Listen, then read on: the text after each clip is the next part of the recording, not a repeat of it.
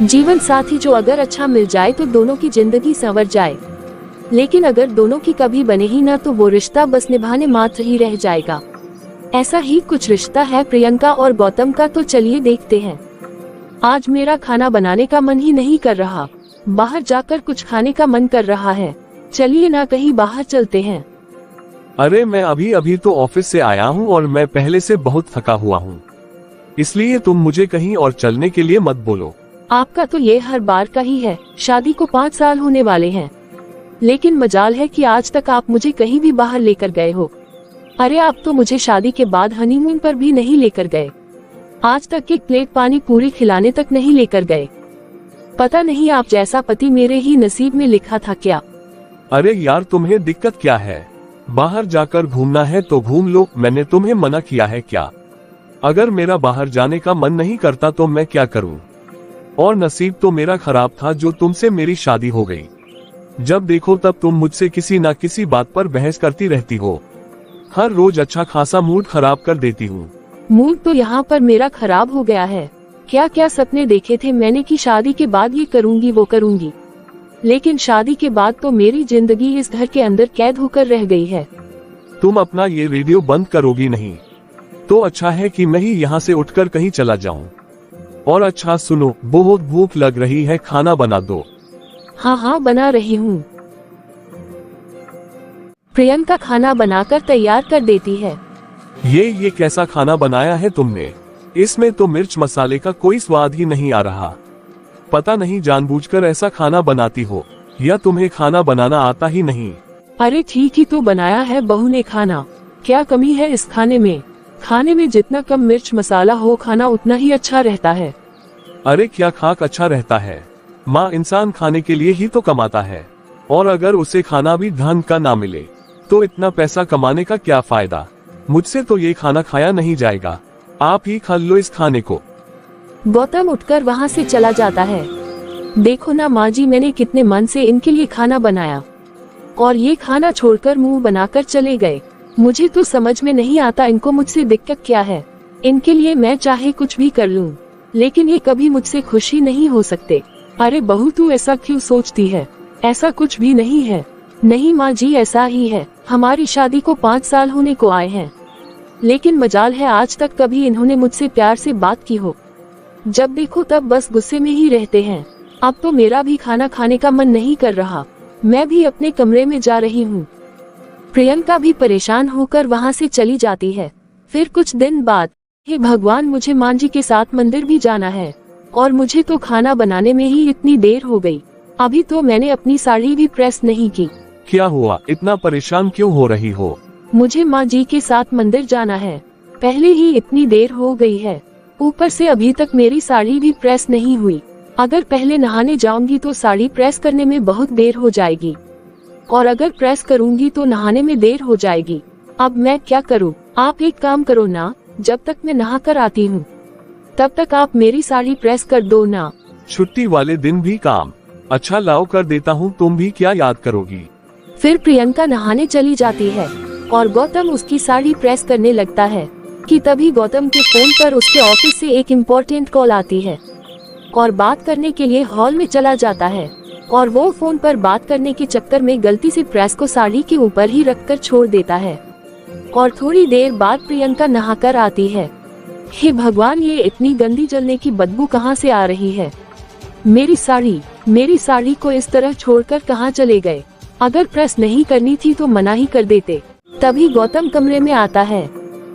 मिल गया ना आपको चैन मेरी साड़ी जलाकर? अरे कोई काम नहीं करना है तो मना ही कर दो, ये सब करने की क्या जरूरत है? मेरी नई साड़ी जला दी।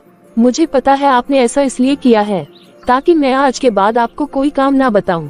पता नहीं भगवान को मेरे ही नसीब में आपको लिखना था क्या, किस्मत ही फोड़ दी मेरी।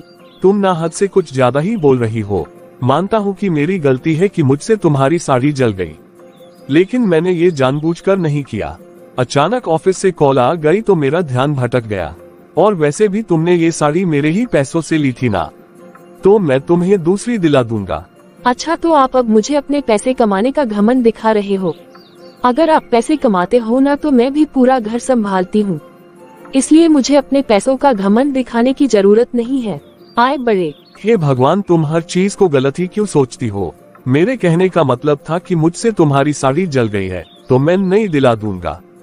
अच्छा, मतलब मुझे ही कुछ गलत सुनाई दिया। आपके कहने का जो तरीका था ना, मैंने ही सुना था। अब तो ऐसा लगता है कि आपके साथ रहना भी एक सजा हो गई है।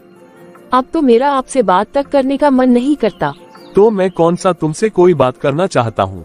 आज तक कभी तुमने मुझसे सीधे मुंह बात भी की है?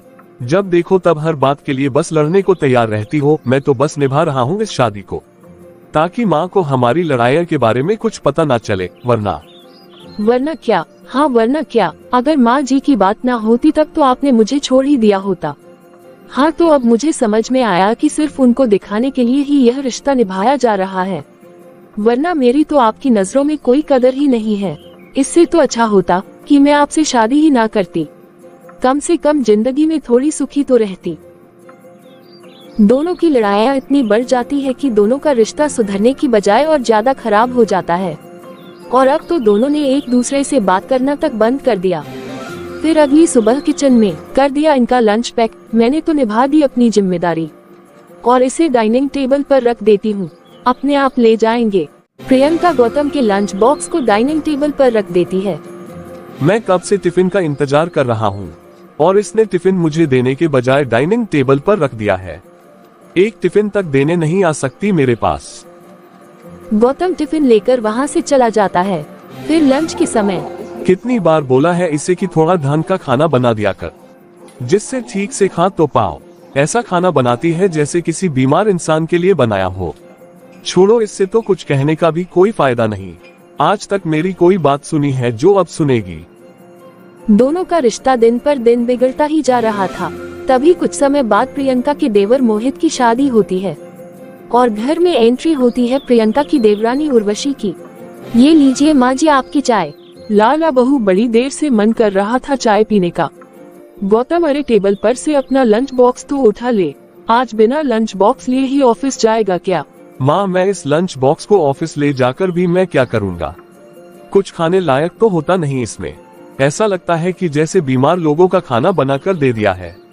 जब पता है मुझे चटपटा तेल मसाले वाला खाना पसंद है, उसके बाद भी ऐसा खाना बनेगा तो मैं रोज रोज कैसे खाऊंगा? इससे अच्छा तो मैं खाना बाहर ही कहीं खा लूं। अरे बेटा, लेकिन उर्वशी गौतम की बातें सुनकर प्रियंका के पास किचन में जाती है। दीदी, आप बुरा ना मानो तो आपसे एक बात पूछूं? हाँ उर्वशी, पूछो। और मैं तुम्हारी किसी बात का बुरा क्यों मानूंगी? दीदी, आज ना भैया लंच बॉक्स लेकर नहीं गए। भैया कह रहे थे कि उनको तेल मसाले वाला खाना पसंद है, लेकिन आप तेल मसाले वाला खाना बनाती नहीं। जब भैया को वैसा खाना पसंद है तो आप उनके लिए वैसा खाना क्यों नहीं बनाती?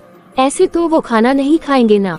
मैं जानती हूँ उर्वशी कि उनको चटपटा तेल वाला खाना पसंद है, लेकिन तुम्हें पता भी है उनका ब्लड प्रेशर कितना हाई रहता है। डॉक्टर ने साफ साफ कहा हुआ है कि जितना हो सके इनको कम तेल मसाले का खाना दो। दिन पर दिन सेहत ना बिगड़े इसलिए ऐसा खाना बनाती हूँ, वरना मुझे उनके स्वाद से क्या तकलीफ हो सकती है। अगर ये बात है तो फिर भैया इतने गुस्से में ऐसा क्यों कह रहे थे? अरे उनको ना ज्यादा टेंशन ना हो, इसलिए डॉक्टर ने ये सब मुझे ही बताया था कि अगर इनकी खाने पीने पर कंट्रोल नहीं हुआ तो बीपी के साथ इनका कोलेस्ट्रॉल लेवल भी बहुत ज्यादा बढ़ जाएगा। ये तो वैसे ही इतनी छोटी छोटी बातों की इतनी टेंशन ले लेते हैं, इसलिए नहीं बताया, लेकिन ये कुछ समझते ही नहीं। अच्छा, तो ये बात है।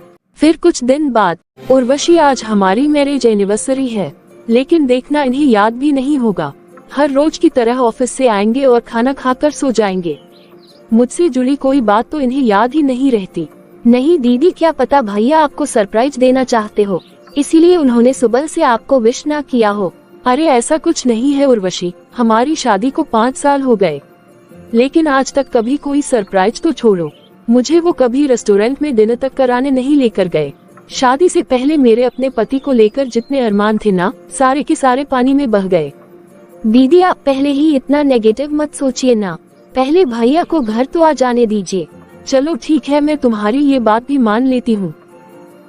शाम को गौतम घर आता है और सीधा अपने कमरे में चला जाता है। आधे घंटे बाद, देखा उर्वशी, कहा था ना मैंने कि कुछ याद नहीं होगा इन्हें। बस अभी खाना बनने वाला है, उसे खाएंगे और खाकर सो जाएंगे। सुनो, मेरे हाथों साफ नहीं है, तुम मेरे कमरे से पानी का खाली जगह उठा कर ले आओ, उसे धोना है। ठीक है दीदी, मैं अभी लेकर आती हूँ। उर्वशी जैसे ही पानी का जग लेने के लिए जाती है तो उसे गौतम की आवाज सुनाई देती है। हे भगवान, अब क्या करूं? मैं तो भूल ही गया कि आज हमारी वेडिंग एनिवर्सरी है। पहले ध्यान आ जाता तो कोई गिफ्ट ले आता। अब अगर ऐसे ही विश करूंगा तो बोलेगी जब याद था तो कुछ लेकर क्यों नहीं आए। हर बार की तरह इस बार भी शुरू हो जाएगी। छोड़ो, वैसे भी हम दोनों बात तो करते हैं नहीं। एनिवर्सरी विश करके भी क्या ही हो जाएगा। और वैसे भी उसने कौन सा मुझे विश कर दिया। उसने मुझसे सुबह से बात तक तो नहीं की। हे भगवान, इसीलिए बोलते हैं कि बात करनी बहुत जरूरी है। बात ना करने की वजह से दोनों के बीच में कितनी गलतफहमियां हो रही है। दिन पर दिन दोनों का रिश्ता खराब होता जा रहा है। ऐसे तो आगे चलकर कुछ भी ठीक नहीं होगा, सब कुछ और बिगड़ जाएगा। अरे उर्वशी कहाँ रह गई? बस अभी आ रही हूँ दीदी। उर्वशी पानी का जग लेकर चली जाती है। थोड़ी देर बाद खाने की टेबल पर। क्या बात है बहू, आज तो तूने खाने में बहुत कुछ बनाया है। शाही पनीर, दाल मखनी, दही बड़े, पुलाव, तंदूरी रोटी और खीर भी बनाई है। अरे वाह भाई, लगता है आज कुछ तो खास बात है। हाँ मम्मी जी, आज हमारी वेडिंग एनिवर्सरी है ना, इसलिए मैंने सबकी पसंद का खाना बनाया था। भाभी सबकी पसंद का या सिर्फ भैया की पसंद का? क्योंकि ये जितनी भी डिशेज है ना वो तो भैया की ही फेवरेट है। हमारी पसंद का तो सिर्फ आप बहाना बना रही हो। भैया, अब भाभी ने तो आपको आपका फेवरेट खाना बनाकर गिफ्ट दे दिया, लेकिन आप भाभी के लिए क्या गिफ्ट लेकर आए हो? अभी तक मैंने कोई गिफ्ट नहीं खरीदा। क्या एनिवर्सरी तो आज है और अभी तक आपने कोई गिफ्ट ही नहीं खरीदा? अरे आज नहीं खरीदा तो कब खरीदोगे? तुम गिफ्ट की बात कर रहे हो मोहित? इन्हें तो ये भी अब पता चला होगा कि आज हमारी वेडिंग एनिवर्सरी है। सुबह से विश तक नहीं किया है इन्होंने मुझे। अगर मैंने तुम्हें विश नहीं किया तो तुमने कौन सा मुझे विश कर दिया? और आज भी ये सब खाना बनाने की क्या जरूरत थी? आज तो वैसा ही खाना बना देती ना जैसा हर रोज मुझे खाने के लिए देती हो। उस खाने के चक्कर में मुझे आधे से ज्यादा बार तो बाहर खाना खाना पड़ता है और कभी कभी तो भूखा ही रहना पड़ता है। सबको दिखाने के लिए आज तुमने ये खाना बना दिया कि मेरी पसंद की कितनी परवाह है तुम्हें। हे भगवान, कम से कम आज के दिन तो लड़ना बंद कर दो। इतनी खुशी का दिन है, इसको भी तुम लोग खुशी से नहीं मना सकते। अरे छोटी मोटी कमियां तो सब में होती है, गलतियां सबसे हो जाती है, लेकिन इसका मतलब ये तो नहीं कि तुम हर छोटी छोटी बात के लिए एक दूसरे से लड़ते रहो। मैं तुम्हें जब भी देखती हूँ तुम दोनों कभी सीधे मुंह बात नहीं करते। ना जाने तुम्हें क्या हो गया है। छोड़ो माँ, तुम नहीं समझोगी। खाना खाने का जो मन था ना वो भी अब नहीं रहा। आप सब खा लो इस खाने को। वैसे भी इसने ये सब आप लोगों को दिखाने के लिए बनाया है। देख रही हो ना माँ जी आप, इनके लिए कुछ भी करूँ तो दिक्कत है, ना करूँ तो दिक्कत है। हर रोज बोलते हैं अच्छा खाना बना, और जब बना दिया तो उनकी बातें सुनो। अरे बोल दो ना कि आपको हर बात में बस मुझसे लड़ने का बहाना चाहिए। हे भगवान, बस बहुत हो गया। कैसा रिश्ता बना लिया है आप दोनों ने अपना। पति पत्नी का रिश्ता प्यार का रिश्ता होता है, एक दूसरे को समझने का रिश्ता होता है। लेकिन आप दोनों खुद से ही अपने अपने मन में सारी बातें क्यों सोच लेते हो? अगर दो जने आपस में मिलकर बातें करें तो आधी परेशानियां तो वैसे ही हल हो जाती है। लेकिन आप दोनों को तो एक दूसरे से कुछ पूछना ही नहीं है, बस जो खुद को समझना होता है वही समझ लेते हो। देखो उर्वशी, ऐसा कुछ भी नहीं है। एक हाथ से कभी ताली नहीं बजती। आज तक इन्होंने कभी मेरी किसी चीज में तारीफ की है और कभी मुझे समझने की कोशिश की है। अच्छा, जैसे तुम तो मुझे बहुत अच्छी तरह समझती हो।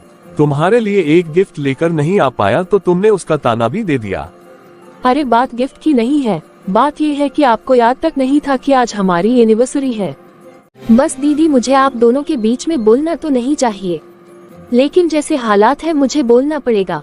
हाँ, हो सकता है कि भैया भूल गए हो कि आज आप दोनों की एनिवर्सरी है, लेकिन जब मैं आपके रूम में पानी का जग लेने गई थी ना, तब मैंने भैया की बातें सुनी थी। वो यही कह रहे थे कि मुझे अभी याद आया कि आज हमारी एनिवर्सरी है, लेकिन अगर मैंने अभी प्रियंका को विश किया तो वो बोलेगी कि जब आपको याद था तो आप मेरे लिए कोई गिफ्ट लेकर क्यों नहीं आए। उन्होंने सिर्फ लड़ाई के डर से ही ऐसा किया कि फिर से इस बात पर लड़ाई ना हो जाए। क्या? हाँ, और गलती सिर्फ दीदी की नहीं है। भैया, आप हमेशा दीदी के खाने के बारे में ऐसा बोलते हो। उनके हाथ का खाना तक नहीं खाते और न ही उन्हें समझते हो, और उनसे कुछ पूछना भी जरूरी नहीं समझते, ना ही उनके साथ थोड़ा वक्त बिताना पसंद करते हो।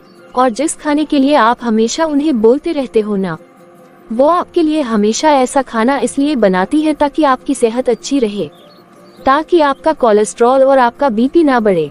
आपकी सेहत अच्छी रहे इसलिए वो आपके ताने भी सुन लेती है, आपकी हर एक चीज का ध्यान रखती है। ये कभी नहीं समझेंगे उर्वशी, जाने दो। बस दीदी, आपको लगता है कि सिर्फ आप ही एक पत्नी की जिम्मेदारी निभा रही हो, लेकिन भैया तो अपनी हर जिम्मेदारी निभा रहे हैं। आपको जिस चीज की जरूरत होती है वो आपके लिए भैया ही तो लेकर आते हैं ना।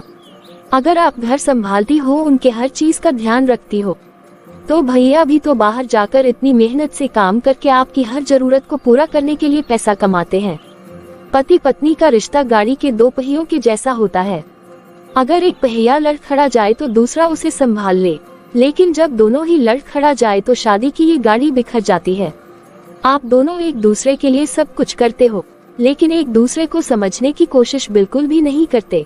बस एक बार एक दूसरे से बात करके एक दूसरे को समझने की कोशिश करो, तो आपका ये रिश्ता इतना प्यारा हो जाएगा जितना आपने कभी सोचा भी नहीं होगा। तुम ठीक कह रही हो उर्वशी, शायद मैंने ही हर चीज को हमेशा गलत तरीके से सोचा। मुझे माफ कर दीजिए गौतम, आज के बाद मैं फिर कभी आपसे नहीं लड़ूंगी। तुम मुझसे माफी मत मांगो प्रियंका, इसमें सिर्फ तुम्हारी नहीं बल्कि मेरी भी उतनी ही गलती है।